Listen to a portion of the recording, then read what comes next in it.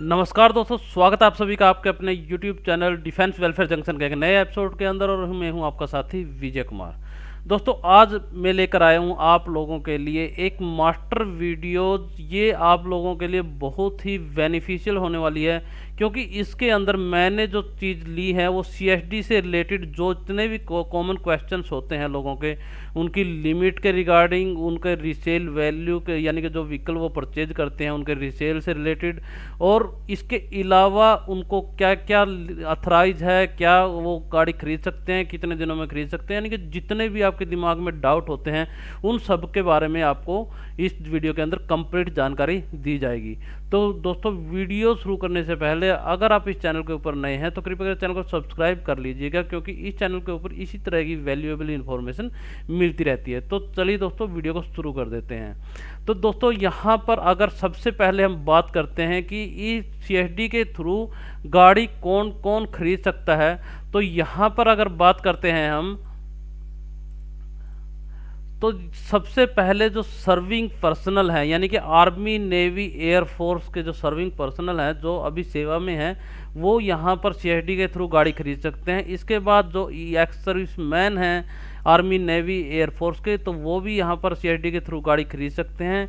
इसके बाद जो विडोज हैं डिफेंस पर्सनल की, तो वो भी यहाँ पर CSD के थ्रू गाड़ियाँ खरीद सकती हैं। इसके बाद डिफेंस सिविलियन जो होते हैं वो CSD के थ्रू यहाँ पर गाड़ी खरीद सकते हैं। इसके बाद दोस्तों बात करते हैं कि आपकी लिमिट आखिर कितनी है जब आप गाड़ी CSD से लेते हैं, क्योंकि बहुत सारे हमारे भाइयों के दिमाग में आता है कि हमारी लिमिट 6 लाख, 7 लाख और 15 लाख रुपए है। तो यहाँ पर दोस्तों एक कन्फ्यूज़न बहुत रहता है, और वो सोचते हैं कि यार 6 लाख रुपए में कौन सी गाड़ी आती है। उनको नहीं पता होता कि उनकी लिमिट आखिर किस तरह से डिसाइड होती है। तो यहाँ पर दोस्तों अगर हम कैलकुलेशन की हम बात करते हैं, तो यहाँ पर पे लेवल 3 to 6 का अलग कैलकुलेशन है, और पे लेवल 7 to 9 की अलग लिमिट है, और पे लेवल 10 to 18 की यहाँ पर अलग लिमिट है। तो यहाँ पर दोस्तों अगर सबसे पहले पे लेवल 3 to 6 की हम बात करते हैं, तो लिमिट जो है आपकी 6 लाख रुपए की लिमिट होती है, जिसके अंदर आपका 14% GST ऐड होता है, और आपको सेस जो होता है वो गाड़ियों के ऊपर डिपेंड करता है। वो आगे वीडियो के अंदर आपको बताएंगे कि किसके ऊपर कितना सेस लगता है, और इसके अलावा 0.5% CSD मार्जिन, इन सभी चीज़ों को ऐड करके 6 लाख रुपए में ऐड कर देते हैं, और फिर आपकी लिमिट निकल कर सामने आती है। वो आपकी लिमिट भी आगे वीडियो के अंदर बताई जाएगी। इसी तरह से दोस्तों लेवल 7 to 9 की भी सेम ऐसी ही होती है, और लेवल 10 to 18 की भी यही लिमिट होती है। इसके बाद दोस्तों बात करते हैं जो सेस कैलकुलेशन है, कि भाई जो आपकी लिमिट डिसाइड करता ही एक्चुअली में सेस है, क्योंकि 14% GST वो तो हर चीज़ के अंदर ऐड होती ही होती है। तो ये सेस होता है जो आपकी लिमिट को कम ज़्यादा करता है। तो यहाँ पर दोस्तों आप देख सकते हैं कि किसी गाड़ी का सेस 1% है, किसी का 3% है, किसी का 17% है, किसी का 20% और किसी का 22% है। तो यहाँ पर इस तरह से आपको सेस के बेस पे आपकी कैलकुलेशन जो है वो काउंट होती है। तो यहाँ पर मैंने आगे वीडियो के अंदर इन तीनों कैटेगरी का सेस के ऊपर कैलकुलेशन करके बता रखा है। तो यहाँ पर अगर आगे बढ़ते हैं, जब आपका जो लिमिट के ऊपर जो आप गाड़ी ले रहे हैं, तो अगर उसका सेस आपका 1% है, तो आपकी जो लिमिट है, अगर आप लेवल 3 to 6 में आते हैं, तो 6,93,000 आपकी लिमिट हो जाती है, यानी कि 14% GST, 1% सेस और 0.5% अपने CSD मार्जिन को मिला करके। इसके बाद अगर आपका लेवल 7 to 9 है, तो आपकी जो लिमिट है 8,850 रुपीज़ यहाँ पर हो जाती है। और इसके बाद अगर आपका जो लेवल 10 to 18 है, तो आपकी जो लिमिट है वो 17,32,500 रुपीज़ यहाँ पर हो जाती है।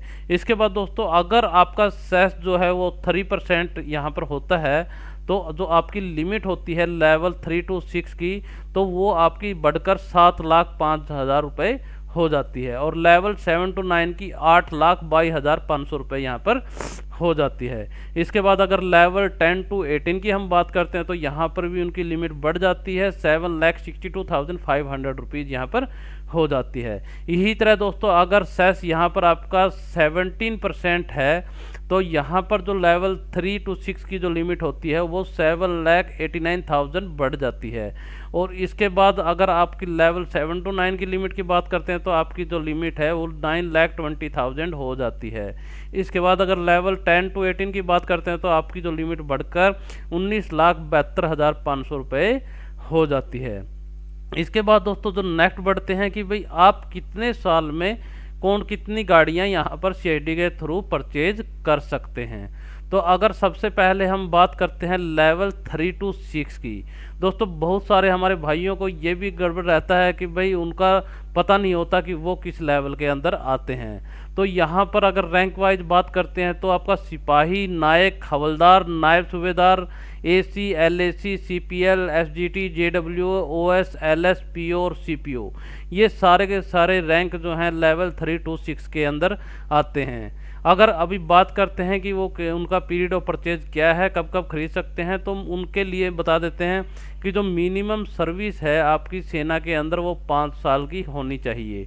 उसके बाद अगर बात करते हैं कि भाई आप कितनी गाड़ी खरीद सकते हो, तो आप सेवा में रहते हुए यानी कि इन सर्विस आप एक गाड़ी खरीद सकते हो और एक गाड़ी आप आफ्टर रिटायरमेंट खरीद सकते हो।